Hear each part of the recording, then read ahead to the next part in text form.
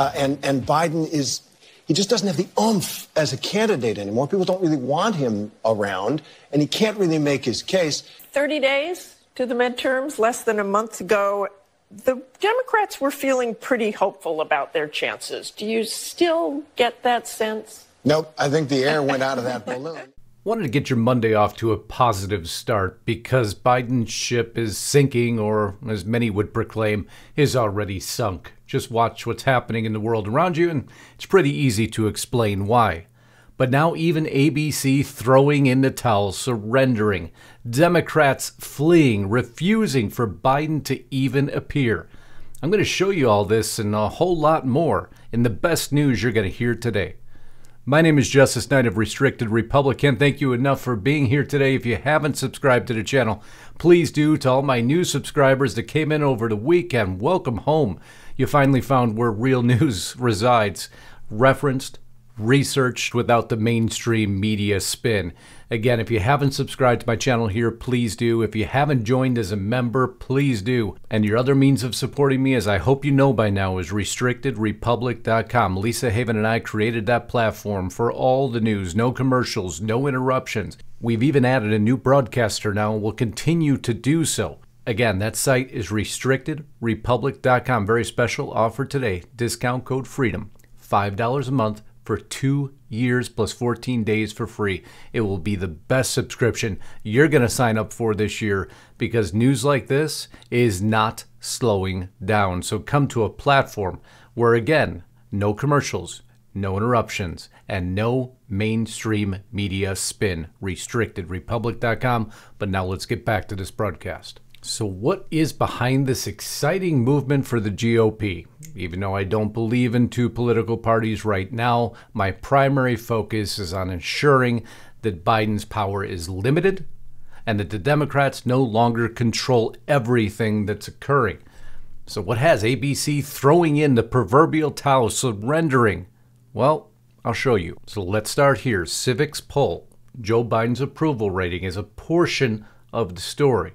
Hang on until the end where you'll see a reel that I put together, a short, as YouTube likes to call it, that covers many of the Democrats fleeing from Biden himself.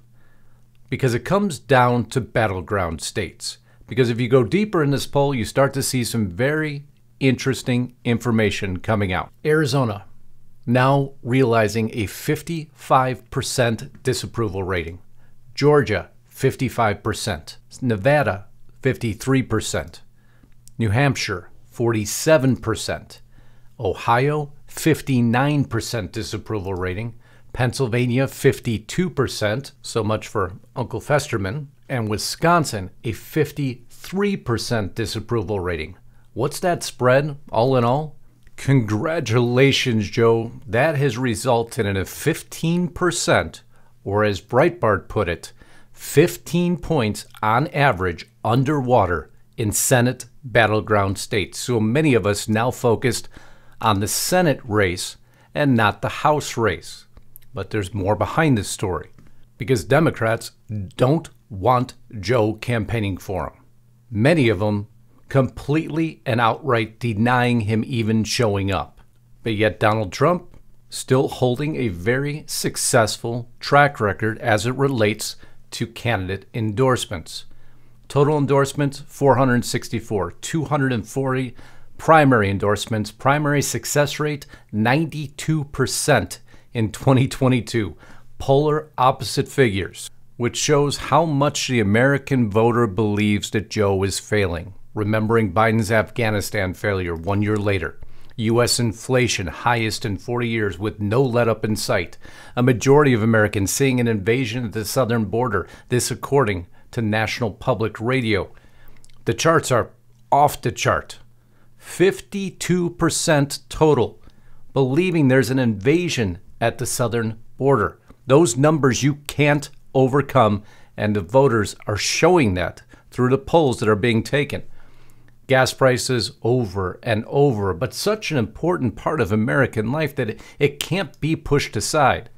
Prices accelerating. Well, as they say here, the new high eclipses the previous record of $4.10 set in 2008, and many people not thanking Joe Biden for doing anything about it, rather blaming him for exactly what happened, even Democrats.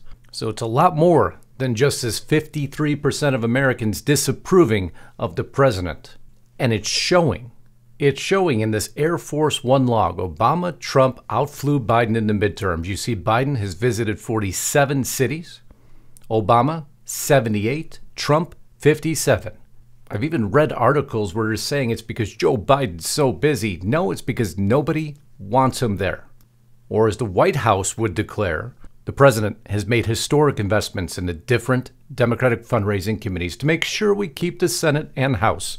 White House Director of Political Strategy and Outreach, Amy Ruiz, told Axios, pointing also to Biden's virtual efforts. Yes, virtually non-existent. And so we're seeing a shift, a major shift. Look at the average gain by the GOP of 24.5 points. And battleground states, and they thought they would hold the Senate, but now even those races are coming into question. Battle for the House was pretty clearly defined. The Republicans right now have all the chances in the world to take back the House. Predictions, 220 to 180 Democrats. The battle for the Senate, however, we have to keep a closer eye on. You see a razor-thin margin. Right now being projected with 7 toss-ups, 46 for the Democrats, 47 for the Republicans, and this is where the focus needs to reside. If you have anyone you know in any of those battleground states, please communicate with them how critical it is that, even though they're the same party, again, my focus is on limiting the power because we've seen so far no positive results of having the Democrats in power. So the overall momentum appears to be in Republicans' favor to retake the Senate. Democrats must either reclaim North Carolina, Ohio, Florida, Wisconsin, and Pennsylvania, or prevent Republicans from winning any of 5 currently held Democratic seats: Georgia, New Hampshire, Nevada, Arizona, or Washington State. But how are they going to do that when Joe Biden, again, underwater by 15 points on average in those Senate battleground states? And it has Democrats fleeing, not wanting him even to participate. Watch this for a second. Democrats were feeling pretty hopeful about their chances. Do you still get that sense? Nope, I think the air went out of that balloon. If you want President Biden on the campaign trail in Ohio, the sitting president of the United States, I didn't hear an answer to that. Do you or do you not? And I don't want any distractions. Marcy Kaptur, she doesn't work for Joe Biden. And when the Biden administration refused to increase oil and gas production, I told him he was wrong. I'm going to keep pushing the administration to develop a really strong strategic plan for how we will secure our borders. A serious situation unfolding along the southern border, and the number of apprehensions of undocumented immigrants is above 2 million this year for the very first time. Biden he just doesn't have the oomph as a candidate anymore. People don't really want him around. You know, thank you for joining us as well. And for families across the country. Told you. Democrats in tough races distance themselves from Biden's, student loan decision, immigration decisions, Afghanistan, inflation, fuel costs, food costs. Where do we stop? These should be insurmountable odds. But again, we've been surprised before. So we'll see how this all turns out. But I wanted to start off your Monday on a positive note. Because when news like this comes out, everyone needs to be aware, and that doesn't mean anyone should sit back and not vote. Voting is critical.